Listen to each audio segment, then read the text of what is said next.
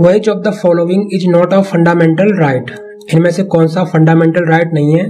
तो ऑप्शन है right to education, right to property, right to constitutional remedies, right to equality. तो इसका सही आंसर है option B, right to property.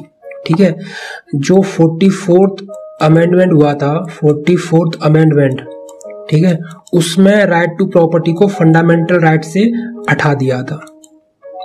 ठीक है, और इसको एक लीगल राइट बना दिया था, लीगल राइट। ठीक है, और ये जो 44th अमेंडमेंट है कॉन्स्टिट्यूशन का, ये हुआ था 1978 में, 1978 में।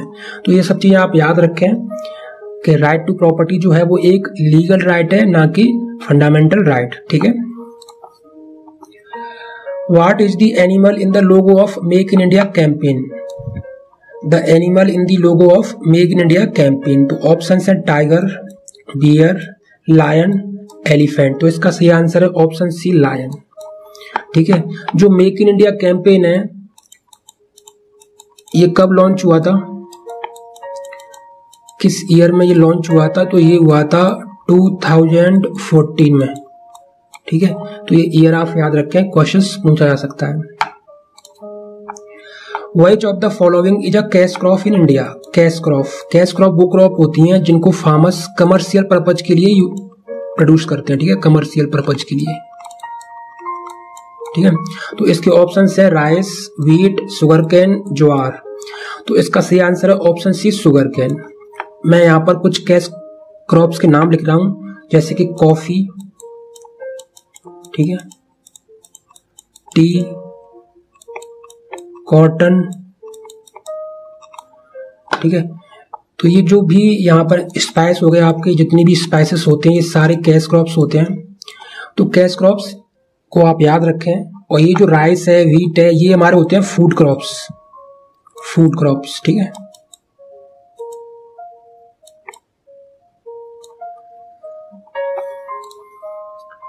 Which of the following is not a green house gas? ठीक है, इनमें से कौन सी ग्रीन हाउस गैस नहीं है? ग्रीन हाउस गैस वो होती हैं जो हमारे सरफेस का टेम्परेचर बढ़ाती हैं। ठीक है, या कह सकते हो ये वो गैसेस होती हैं जिनसे हमारा जो टेम्परेचर है सराउंडिंग का वो बढ़ता है और उससे ग्लोबल वार्मिंग होती है। तो इसके ऑप्शन है carbon dioxide, water vapour, methane और नाइट्रोजन। तो इसका सही आंसर है ऑप्शन डी, नाइट्रोजन। नाइट्रोजन एक ग्रीन हाउस गैस नहीं है, बाकी ये तीनों ग्रीन हाउस गैस हैं। इनके अलावा हो गया आपका ओजोन, ओजोन भी ग्रीन हाउस गैस है। नाइट्रस ऑक्साइड N2O, ये भी एक ग्रीन हाउस गैस है। तो ये आप याद रखें। ठीक है, what is the time period of first 5 year plan in India? First 5 year plan in India. ठीक है, जो 5 ईयर प्लान है इंडिया में, ये इंडिया ने बोरो करे थे रसिया से। ठीक है, रसिया से। तो ऑप्शन है 1952 से 57, 47 से 52, 51 से 56, 56 से 61। ठीक है, तो इसका सही आंसर है ऑप्शन सी, 1951 से 56 तक। ठीक है, ये इसका सही आंसर है, फर्स्ट 5 ईयर प्लान। तो इसका जो ऑब्जेक्टिव था इस प्लान का, फर्स्ट 5 ईयर प्लान का, वो था development of primary sector. Development of primary sector. Primary sector क्या होता है?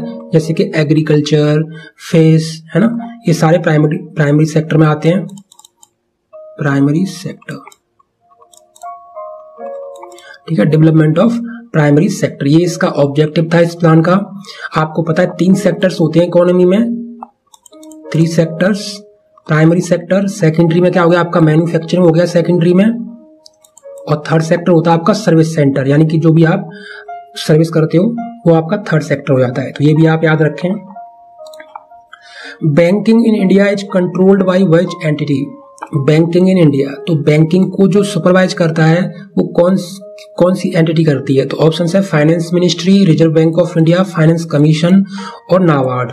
तो इसका सही आंसर है option B, reserve bank of India. ठीक है, आरबीआई। आरबीआई जो है वो बैंक्स को सुपरवाइज करता है। ठीक है, ये इसका सही आंसर है। नाबार्ड जो है वो आपका रीजनल रूरल बैंक्स को कंट्रोल करता है, रीजनल रूरल बैंक्स को। ठीक है, तो ये आप याद रखें। आरबीआई 1935 में स्टेब्लिश हुआ था और 1949 में इसको नेशनलाइज किया गया था।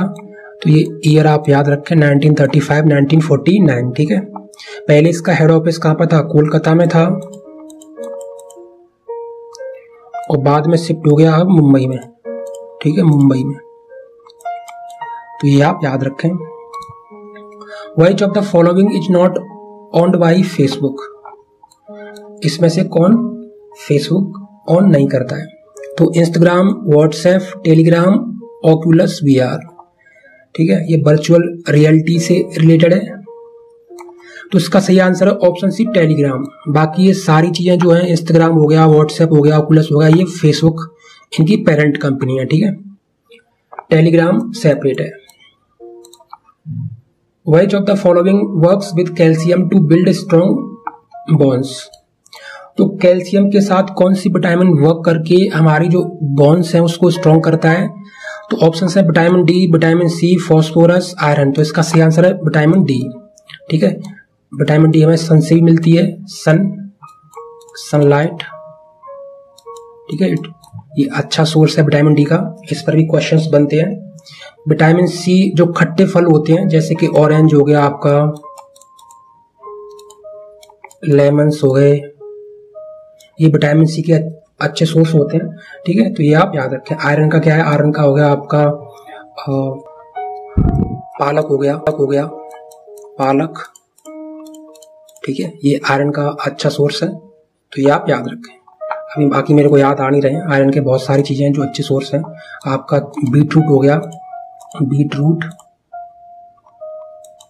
ये सब अच्छे सोर्स हैं, ठीक है, आयरन के। World malaria day is celebrated on, world malaria day 25 मई, 25 अप्रैल, 25 जून, 25 जुलाई। तो इसका सही आंसर है ऑप्शन बी, 25 अप्रैल, वर्ल्ड मलेरिया डे।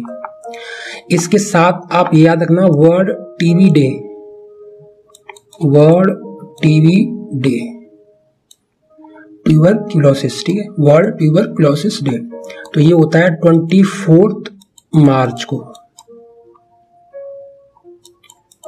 और 25 अप्रैल को होता है वर्ल्ड मलेरिया डे। तो इन दोनों डेज को आप एक साथ याद रखें, ठीक है। Kyoto protocol is related to, Kyoto protocol, Kyoto जो है वो एक जापानी सिटी है, जापान की सिटी है, और यहाँ पर एक एग्रीमेंट साइन हुआ था, क्योटो प्रोटोकॉल जिसको हम बोलते हैं। तो ये किससे रिलेटेड है? International trade, epidemics, global warming और जेंडर इश्यूज। तो इसका सही आंसर है option C, global warming. Radcliffe line is between India and which country, Radcliffe line, Bangladesh, Afghanistan, China, Pakistan. तो इसका सही आंसर है ऑप्शन डी, पाकिस्तान। तो रेड क्लिफ लाइन जो है वो इंडिया और पाकिस्तान के बीच में है, ठीक है। और एक आपकी मैकमोहन लाइन है, मैकमोहन लाइन, ये चाइना और इंडिया के बीच में है, ठीक है। तो ये आप याद रखें। Which country is not part of BIMSTEC Nations, Bangladesh, Afghanistan, Myanmar और श्रीलंका। तो इसका सही आंसर है ऑप्शन बी, अफगानिस्तान। ये बिम्स्टेक जो नेशंस हैं उनका पार्ट नहीं है। 7 कंट्रीज हैं बिम्स्टेक में, इंडिया हो गया, नेपाल, भूटान, बांग्लादेश, ठीक है, श्रीलंका, म्यांमार और आपका हो गया थाईलैंड, ठीक है। ये टोटल 7 कंट्रीज हैं जो बिम्स्टेक का पार्ट है, ठीक है।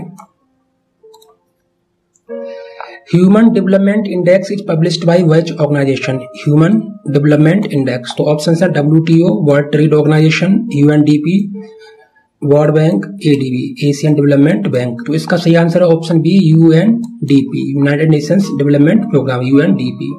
और जो ease of doing business publish होती है, ease of doing business, ease of doing business,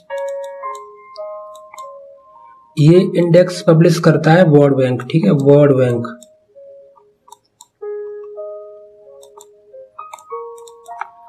तो आप याद रखें ये। इन which city is the film and television institute of India located, film and television institute. तो ऑप्शन है मुंबई, पुणे, हैदराबाद, कोलकाता। तो इसका सही आंसर है ऑप्शन बी, पुणे, ठीक है। जो FTII है ये पुणे में सिचुएटेड है या लोकेटेड है, ठीक है।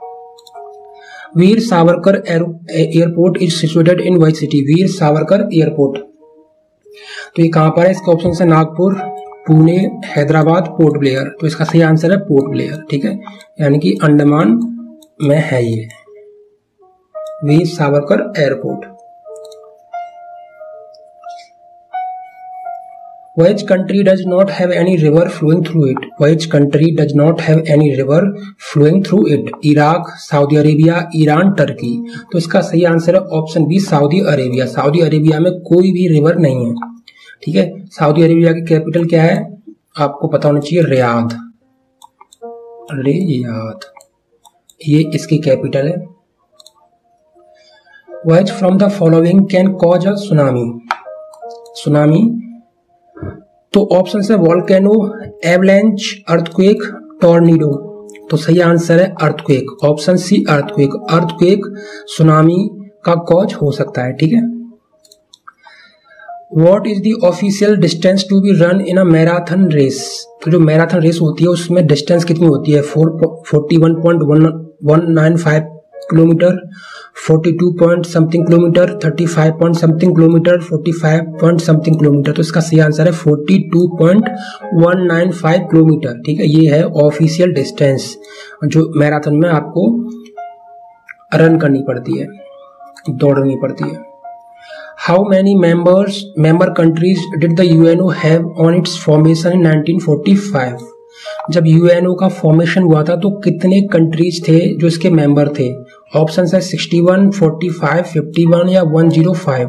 तो इसका सही आंसर है ऑप्शन सी 51, ठीक है। उस टाइम पर 51 कंट्रीज थे जो इसके मेंबर थे। आप यहाँ पर आप ये भी याद रख सकते हो कि जो यूएनओ है वो कब फाउंड किया गया था, कब उसका फॉर्मेशन हुआ था? 1945 में,